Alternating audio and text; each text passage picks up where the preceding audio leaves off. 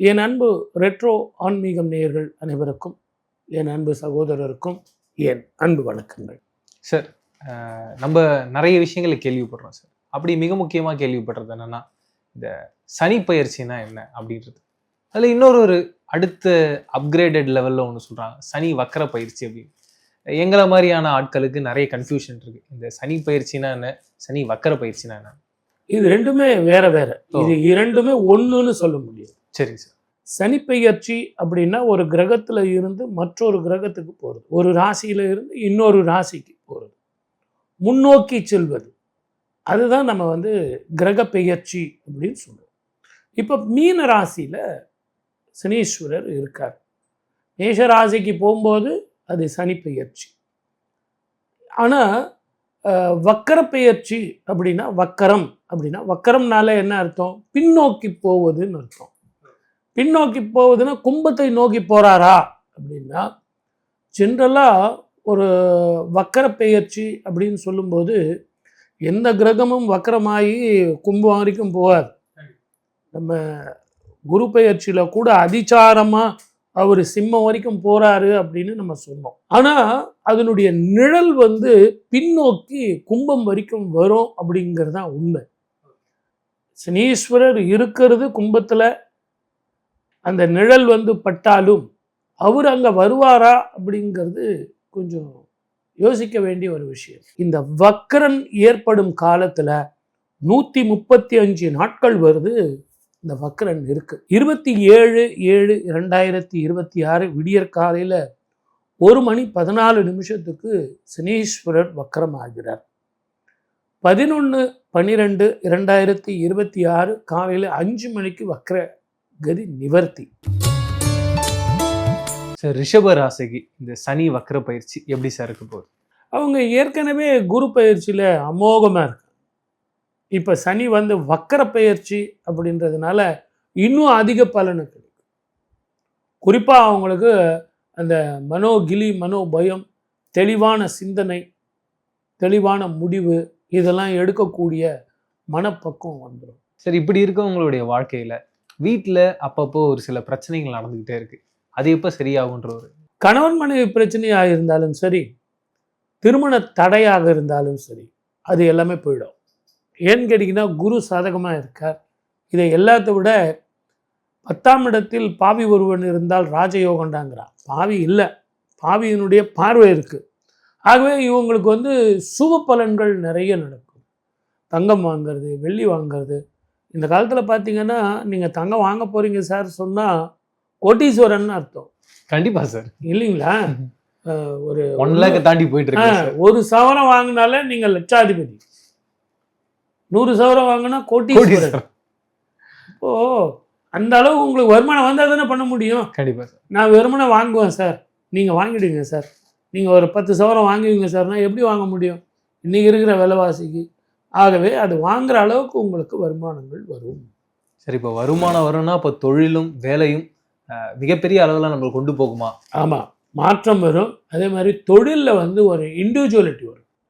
அவங்களுக்கு நிறைய வருமானங்கள் பழைய கடன்லாம் தீந்துடும்.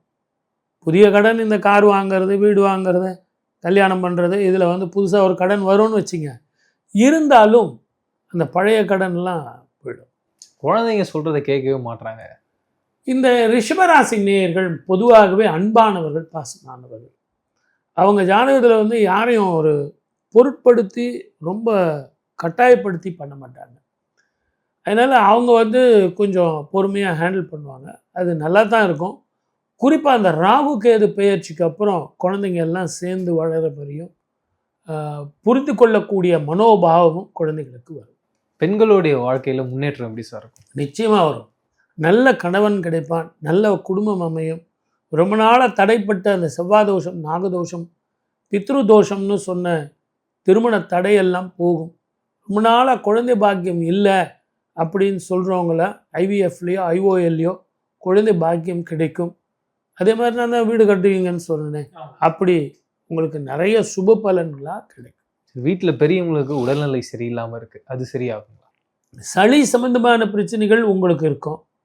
வீட்டில் கொஞ்சம் விரயங்கள் இருக்கும், மருத்துவ செலவுகள் நிச்சயமாக இருக்கும். இரவு பயணத்தில் மிக கவனமாக இருக்கணும். அது மாத்திரம் நீங்கள் ரொம்ப தெளிவாக இருக்கணும். அதே மாதிரி நான் வந்து 2 வீலரில் போகிறேன், அது போகிறேன், இது போகிறேன் அப்படின்னு முரட்டுத்தனமாக போகாமல் கொஞ்சம் பொறுமையாக போகும். சரி, பெரிய திரையில சின்ன திரையில வேலை செய்துட்டு இருக்கவங்க அவங்களுடைய வாழ்க்கை எப்படி இருக்கும்? சூப்பராக இருக்கும்.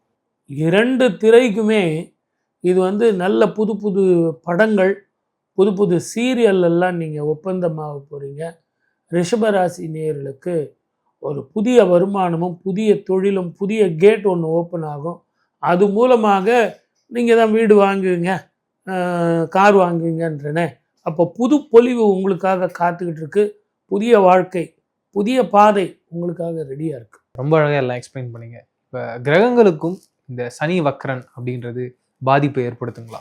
கண்டிப்பாக உண்டு. இப்போ குரு வந்து வக்கரமாகி அவர் வந்து சுபராக இருந்தால் கூட சில நேரங்களில் வக்கரம் ஏற்படும் போது அவர் அசுப பலன்களை கொடுக்கக்கூடியவர்.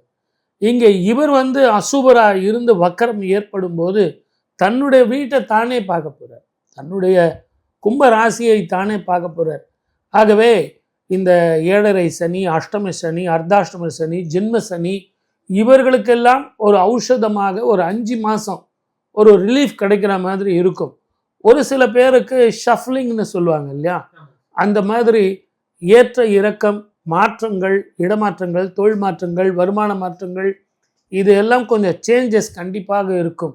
இந்த 5 மாதத்தில் நிறைய மாற்றங்கள் இருக்கும். அது பணப்பிரச்சனையாக இருக்கலாம், மனப்பிரச்சனையாக இருக்கலாம், தங்கம் வெள்ளியினுடைய விலை ஏற்ற இறக்கங்கள், ஷேர் மார்க்கெட் ஓரளவுக்கு அப் அண்ட் டவுன்ஸ் இருக்கலாம், போர் பதட்டம் இருக்கலாம். இருந்தாலும் இந்த வக்கரம் வந்து மிகப்பெரிய பிரச்சனையை கொடுக்காது. ஏன்னா குரு வந்து பார்வை இந்த டிசம்பர் மாதம் வரைக்கும் இருக்கும். அதுக்கு பிறகு அவர் அதிச்சாரமாக போகும்போது குரு பார்வை இருக்காது. 2031 வரைக்கும் இருக்குன்றத சொல்லியிருக்கீங்க. அதுக்கப்புறமா இந்த பிரச்சனைகள்லாம் சரியாகி மறுபடியும் ஸ்மூத்தான ஒரு வாழ்க்கையை மக்கள் வாழ முடியுமா? 2031 வரைக்கும் இந்த பலன்கள் வந்து இருக்குமே. அதுக்கு பிறகு நமக்கு இது பழகி போயிடுமா, இல்லை அதுக்கு பிறகு நமக்கு சுபமான நல்ல பலன் கிடைக்குமான்னு கேட்டிங்க. அது உண்மையிலே ஒரு நல்ல இதுதான். ஏன்னா இவ்வளோ கஷ்டப்பட்டுட்டு இருக்குமே சார், ஒரு நல்லது நம்ம நேயர்களுக்கெல்லாம் நீங்கள் சொல்லணும் இல்லையா அப்படின்னு சொல்கிறது. இந்த சான்றிதழ் நான் ஏற்கனவே சொன்ன படி பார்த்தீங்கன்னா இந்த பூலோகத்தினுடைய உருவ அமைப்பு மாறி இருக்கு.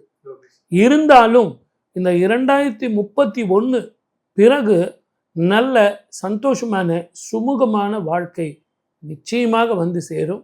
அடுத்து 60 வருஷங்கள் பொறுத்து தான் உங்களுக்கு மீண்டும் சில மாற்றங்கள் இந்த பூமியில் ஏற்படும். ஆனால் ஜோதிட ரீதியான விளக்கங்கள் இதை சொல்லும்போது சனி தசை நடப்பவர்கள், செவ்வாய் தசை நடப்பவர்கள், அதே மாதிரி செவ்வாயினுடைய ஆதிக்கம் பெற்ற ராசிகள், சனீஸ்வரர் ஆதிக்கம் பெற்ற ராசிகள், 7.5 சனி நடப்பவர்கள், அஷ்டம சனி நடப்பவர்கள், அர்த்தாஷ்டம சனி நடப்பவர்கள், இந்த ராசிக்காரர்களும் கொஞ்சம் கவனமாக இருக்கணும். அதுக்குன்னு உடனே பயந்தா பிரயோஜனம் இல்லை, கொஞ்சம் கவனமாக இருக்கணும்.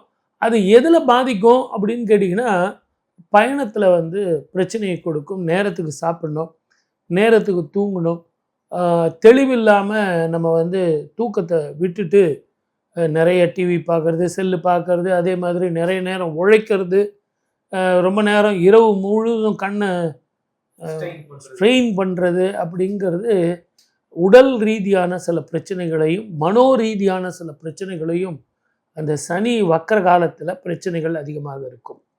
பெண்களுக்கு கர்ப்பப்பை சம்பந்தமான பிரச்சனைகளும் வயிறு நரம்பு கர்ப்பத்தடைகள் பிரச்சனையும் இது இருக்கத்தான் செய்யும். மொத்தத்தில் கவனமாக இருந்து சூரிய நமஸ்காரம் பண்ணி அம்மனை வழிபட்டு குலதெய்வ வழிபாடும் தர்ப்பணங்களும் ஒழுங்காக கொடுத்துட்டு வந்தால் மலை போல வர்ற பிரச்சனைகள் பனி போல மாறும். டிசம்பர் மாதம் 11ஆம் தேதி வரைக்கும் சனி வக்கரன் இருக்கிறத நான் உங்களுக்கு சொன்னேன். ஆனால் டிசம்பர் மாதம் 5ஆம் தேதி ராகு கேதுன்னு சொல்லக்கூடிய 2 கிரகங்கள் மாறுறாங்க. அது மாறும்போது வக்கரகதியில் இருக்கும்போது இந்த மாற்றங்கள் இன்னும் சில பிரச்சனைகளை தரத்தான் செய்யும். அதுவும் சனீஸ்வரர் வீடான மகரத்துக்கு ராகுவும், சந்திரன் வீடான கடகத்துக்கு கேதுவும் போகிறாங்க. இப்படிப்பட்ட காலகட்டத்தில் தான் குருவனுடைய பார்வையும் சனீஸ்வரருக்கு இல்லாமல் அதிச்சாரமாக சிம்ம ராசிக்கு போக போகிறார். இப்படிப்பட்ட காலகட்டங்களில் அரசியல் மாற்றங்கள், அரசியல் தலைவர்கள் பயணத்தில் மிக கவனமாக இருக்கணும். பேரும் புகழும் கொண்டவர்கள் அத்தனை பேரும் மிக மிக ஜாக்கிரதையாக சாப்பாட்டு விஷயத்தில் இருக்கணும்.